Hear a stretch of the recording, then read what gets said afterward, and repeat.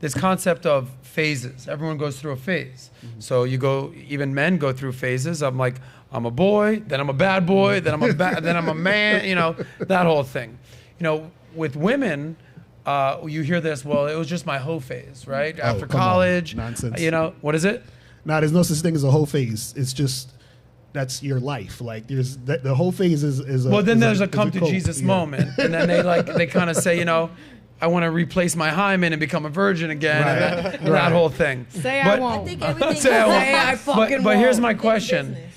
So let's just say there is a hoe phase that women kind of get Right. slutty, and that's cool. It's after You're a hoe, college, they you're a do their hoe, 'cause thing, business is business. and then they kind of become a one-man woman. Is it realistic for women to be like in the independent phase, and then sort of find their traditional lane to fill? Like let's say you were raised in a traditional family, you went through an independent phase, but now you're looking for that more traditional role. That seems to be fairly realistic, no? I also think it's part of the rite of passage for a high-value woman is the ability to be strong, be alone, and build a lifestyle for yourself. And then the hope is that a high-value man will come and like you said, relieve you of that. I also think that there's something so attractive about hearing you speak and seeing how you're opinionated, you're feminine. It's not like the second a woman opens her mouth, oh, she lost her value. She needs to be just pretty and stand and take care of my kids. So yeah, I think that there's a balance of feminine and masculine, internal and external. Yeah, because I use Nat as a barometer, because Nat, I wouldn't say she's completely traditional, but she's no independent, I don't need no man boss. If there is a balance. I promise you, there's so many people have a crush on you that are watching this right now. But even our friend Emily over here, Yes. who's looking into hymen replacement surgery, as adorable as that is, you hit the nail on the head. You said, Yes. I'm not one or the other. There's a balance. And I think that's important to point out. Thanks. Yes? Yeah. I do my best. I mean, none of these women are saying, I want to move to Saudi Arabia. Yeah. That's the lifestyle I want. The migration of women from here to Saudi Arabia Yeah. is very minimal. Okay, so let me ask you the question, because you talked about your issue with the red pill community. When you're here for that, you actually had high praise for a lot of it. How realistic is it for men to actually expect that from a woman, to just stay home, cook, clean, raise the kids? I'm going to make all the money. I'm going to be out there. You just stay in the kitchen. Is that even realistic these days? And if it is, how realistic is it? Well, didn't we just mention that only 10% of men make above $100,000 a year? Correct. The cost of living is literally raising every single day. Why are eggs $6 for fucking 12 of them? It's not realistic anymore for the man to be the sole breadwinner and be able to provide. Like the average man, if you're making $40K a year, it's going to be very hard to raise a big family like that traditional man might want on that low income. So basically you're saying, hey, buddy, you want a traditional woman? Go make more money. Be a traditional man. But it's not even about that, though. You see, if I'm your man, right? Whatever I'm telling you to do, whatever instructions I'm giving you, you should do that. So if I'm making 40K and I say, listen, we need to make 80K, I'm gonna need you to go get this job, work from this time to this time. So you're still listening to me, and that would be like a traditional woman. You're listening to your man. You're basically following his lead. You feel what I'm saying? It depends on who the man is. Right. So Wouldn't you either way, say- it's the same concept. But wouldn't you say if you put your woman in that position and then she gets to a point, maybe she starts to make more than you, now you pushed her into being more of a modern woman because of your set of instructions? No. Because you know why? Because it's not about the money. It's about the man. So she's listening to me because she finds value in me and she sees me as that guy. So I could be making $1 a year. It doesn't matter. She could be making $1 million a year. If my woman's making $1 million a year and I'm making $1 a year, I have $1,001,001. Do you see what I'm saying? And then all I'm doing is I'm creating the structure of my relationship. And so she's following me because I'm the man. So the money is inconsequential. The only reason money becomes an issue, and I always tell guys this, it becomes an issue because she never saw you as a man in the first place, and she was basically seeing you as the money. So now that let's say a guy lost his job or something, he was making good money, 6 figures, whatever. He loses his job. she doesn't respect him anymore. You see this happen a lot, or she wants to divorce him, or she's doing whatever it is because she never respected him in the first place. She was only with him because of what he can do for her and provide him and for that situation. But she didn't like the man behind the money. She has to like the man behind the money. So it doesn't matter how much money she's making. She likes the man behind the money, and that's what it is. So I'm gonna give you like yes, I agree, and then a disagree. So if you don't mind. Totally understand. The woman has to respect the man. Like, she has to be attracted to him. He's got to be a leader, all that, and then some. Right.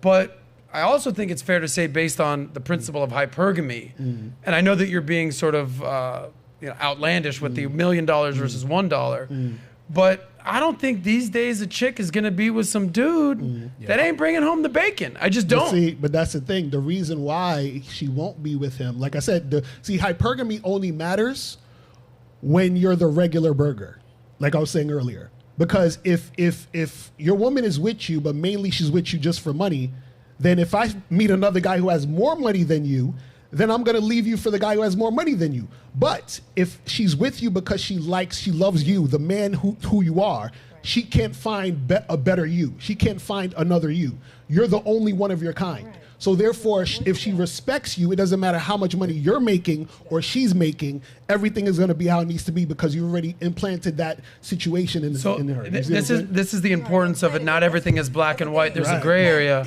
But I think I hear you, and I understand that. And I think there's a lot of men out there that are like, yeah, I agree, Locario for sure. But I also think that you're kind of discounting lifestyle. If a dude is not able to provide the lifestyle that woman wants, she's going to be like, all right, you're great. You're awesome. You're bringing it in all ways plus Sunday. But I'm paying your bills. I'm paying the rent. I'm the one paying for flights. I agree. I'm going to go find some dude that is just as dope as you, but he's going to pay for my lifestyle. But see, and that's I don't know if this, I think you're kind of discounting the financial aspect. I don't know. I dated somebody and I made more money than them, but he provided a lot of the other things. I didn't give a fuck. Let's buy flights. Let's go to LA. Let's do this. Want a PS5? How long did you date him for? But then I felt like he was a year. Okay. And why'd you break up with him? Because towards the end of the relationship, he stopped being able to provide that emotional security. But see, he got insecure because you were making more money. Once he stopped being able to provide the emotional security, then I'm like, why the fuck am I paying for this man's flights? Somebody else would be paying for my flights. And I started thinking about But money. check this out. See, this is the issue, though. She's looking for the BBD. Right. I'm not talking about what you got going on. I'm talking about bigger, better and notice deal. what you said. You said paying for her lifestyle. Yeah. See, that's the issue. See, if a man gets with a woman, it's not about her lifestyle. This is why a man has to put a woman into his lifestyle. She has to become part of his program.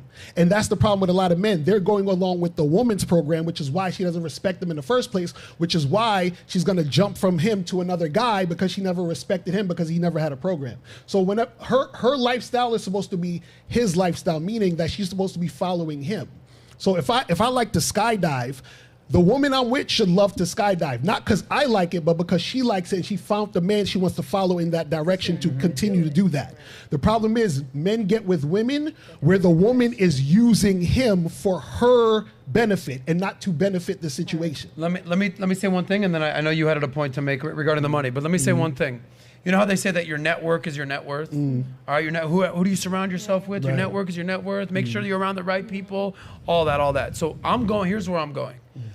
At one point in a previous relationship, I was rolling with some, let's just say some big dogs, right? All the dudes had money, mansions, they're doing their thing. I mean, I'm good. I was the poorest guy by far in this crew, okay? I knew I was the poorest guy in this crew when everyone jumped in the pool with all their jewelry on and I took my watch off. I was like, yeah, I didn't want to risk it. That's how you kind of know, you know what I'm saying? You guys know what I'm talking about. But point is, it's almost like being the, would you rather be the nicest house in the worst neighborhood or the worst house in the nice neighborhood? I was the worst house in the nicest neighborhood. Right. I'm rolling with dudes. And here's what I'm thinking.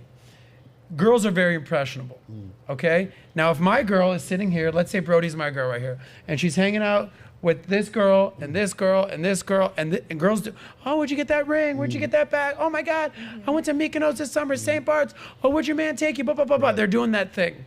And they start saying, hold on, what? What does your man do? Oh no, he's not, what? You're paying for everything? Now these girls are gonna be like, no, you can't, girl, you need it. Boom, you're done. Right. You're fucking done.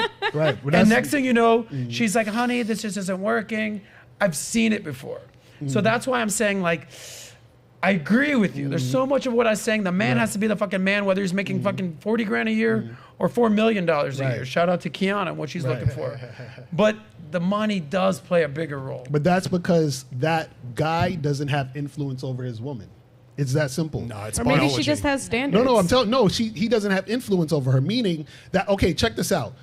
Understand, even just in, like psychologically, how people just think about the way they think about things and the way they go about things. The reason why you usually do what you do is because you've been conditioned to think a certain way and to be a certain way, right? So what happens is that if you're not teaching your woman anything or teaching her how to be with you or enlightening her, upgrading her mind, then what happens is that she has no attachment to you. So most guys don't have an attachment to, most guys don't have women who are attached to them, meaning that the woman doesn't have a deep, connection to the dude. It's very surface level. So money is always surface level. And so what happens is of course, if you're a surface level dude, then yeah, definitely what you're saying is going to happen. Meaning that if she finds someone who has more than you, she's going to be gone. That makes perfect sense. But the problem is that if you're a guy who doesn't know how to influence his woman, then she's going to be gone. Check this out. For example, I'm non-monogamous. My wife and girlfriend can see other men, right? I've been with my wife for 15 years.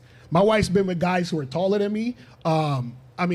I don't know about better looking. I think I'm the flyest dude ever. But, let's say she's been with guys better looking than me, more fit than me, have more money than me, right? And these guys, they would try, you know what I'm saying? They could try to get at her and everything like that, and she's still here with me.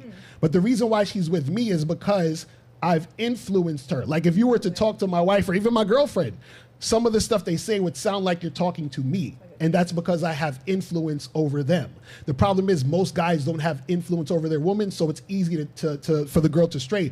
This is why I used to sleep with, women who were wives and girlfriends, meaning that these women actually had boyfriends and husbands. And the reason why it was so easy for me to sleep with them, and this is when I was super broke, I was sleeping with women who had husbands who had millions of dollars, who made six figures. And the reason why I was able to do that was because those guys had no influence over their woman. So it was really easy for me to take their girl. I had women, check this out. I've actually saved marriages because I would have to tell the woman to go back to their man. They were trying to leave their man for me, and I was broke.